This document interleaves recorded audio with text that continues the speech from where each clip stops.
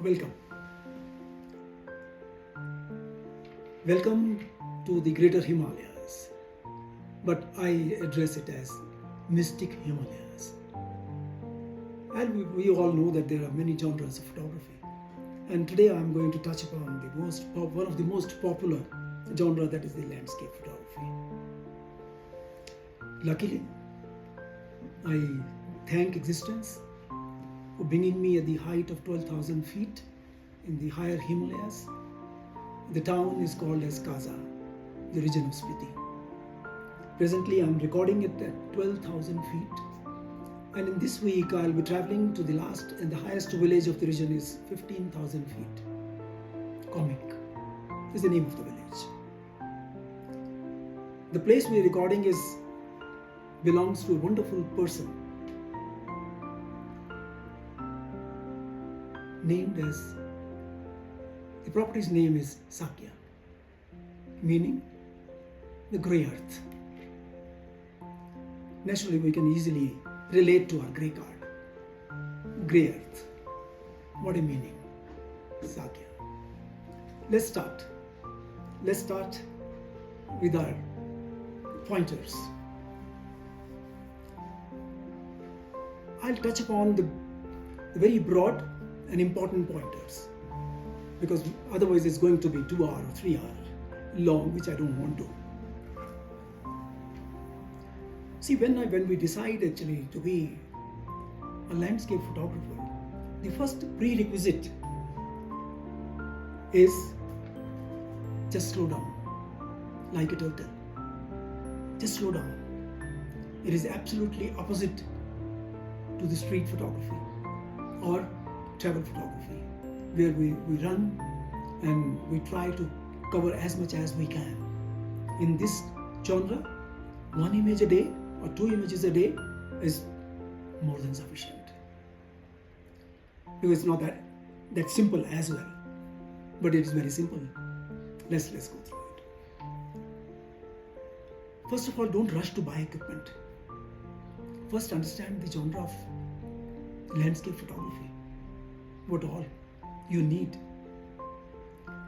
Are you willing to go with the zoom lenses, or are you willing to go with prime lenses? Are you willing, or you opt to be into commercial venture, selling large prints, so the equipment is going to be accordingly, or for books, or just for digital? So equipment will fall accordingly. So now let's go into the pointers, which may help or which you have to follow it up. Always reach the destination early and scout around for one and multiple views of that zone or the point. Appropriate clothing, shoes, rain gear for self and for the camera. And the lens cleaning equipment is must, because outdoors you never know when his lens is going to, or when the weather is going to be rough, right? So landscape is something like that. Remote release or self-timer is preferred to avoid camera shake, or rather I'll place it this way, that it is must. There is no other way. Extra batteries, memory cards are always preferred. You never know, sometimes memory cards, they misbehave. So it's always good to have extra 1 or 2 or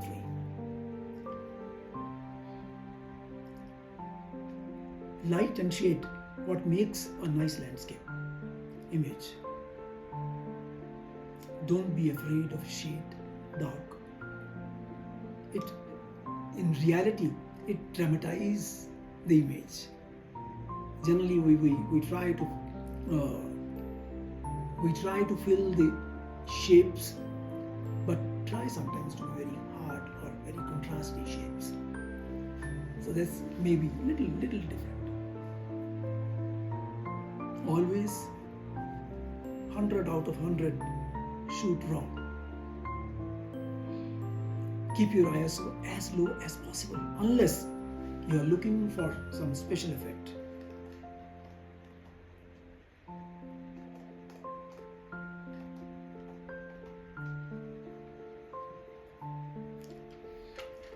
White balance, never keep on auto, because if you are panning and taking pictures, the white balance may change and it may be a problem in the post-production. Sturdy tripod, a must. It has to be very sturdy. Once your stage is set, try various focal lengths. In today's time, the best advantage is that you are not using films where it has got 12 frames or 36 frames. So try all the variations and the options you have as far as the focal lengths are concerned. You can use the wider, or you can use the tele, or you can use the normal ones. Nothing to lose.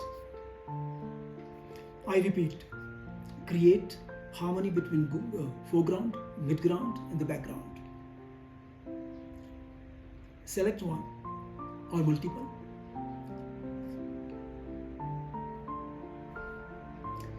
Study every frame you have captured very critically. That study has to be on the location immediately after taking the picture. Once you have finished that sequence, go study then and there. How I'm saying, in this scenario, what I do is actually I have a magnifying glass. So I magnify the image on the back of my camera. So I know each and every corner is fine or not. So, and I can embed it. Because the landscape photography is such where you cannot reach the next day. Weather may change, and these are the distances we capture, we carry, or we travel, which is quite a lot. Focus on the right spot. Generally we follow the rule of 1/3. Or you can have the multiple focus points and later you can merge them.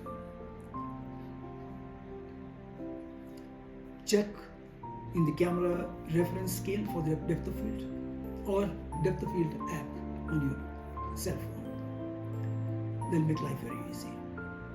Lens hood, a must.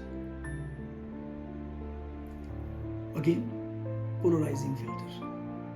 You have to have that. And especially when you're shooting leaves or water or skies. But be careful. Avoid polarizing filter when you're doing panorama and you want to stretch it. So absolutely avoid that. Few filter again very important to control or to give the effect, like ND4 to ND15. So applications are very well known. As far as the graduated filter and other filters are concerned, so that is your choice, because nowadays we can do it on post and very easily we can do it in post. So but those are the filters which are of personal choice. HDR is an effect way to get details. Go for 3, 5, 7 or more. Or try manual HDR, where you can have the detail, absolute detail in the shadow, and you can kill the highlights if the contrast is too high. Spend time after taking the image. Look it very critically.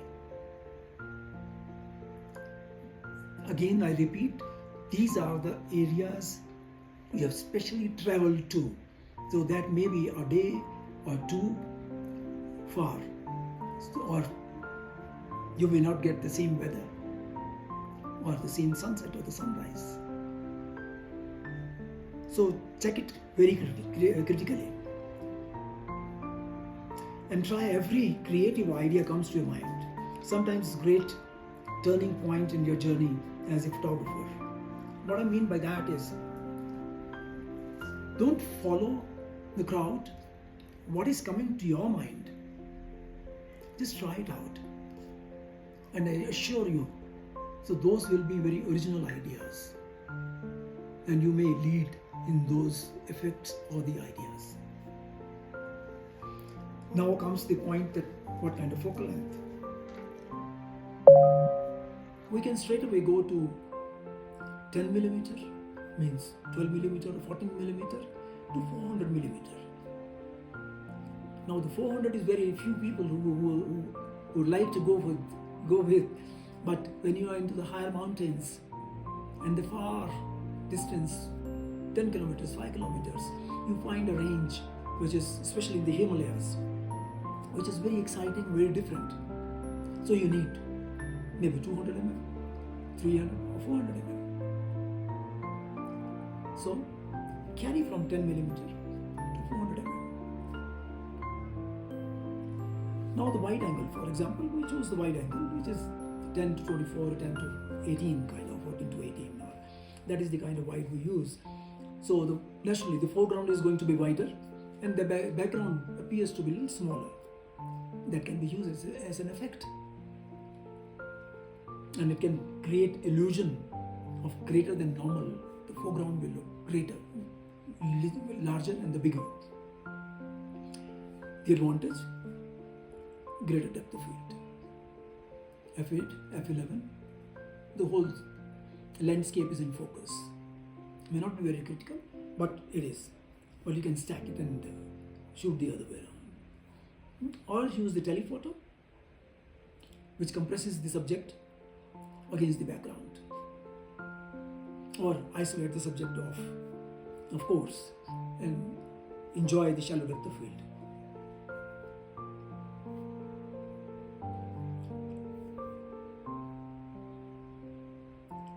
Yeah, we'll touch upon the light, which is majority or the 100 out of 100 is, exceptions are there, which is the natural light.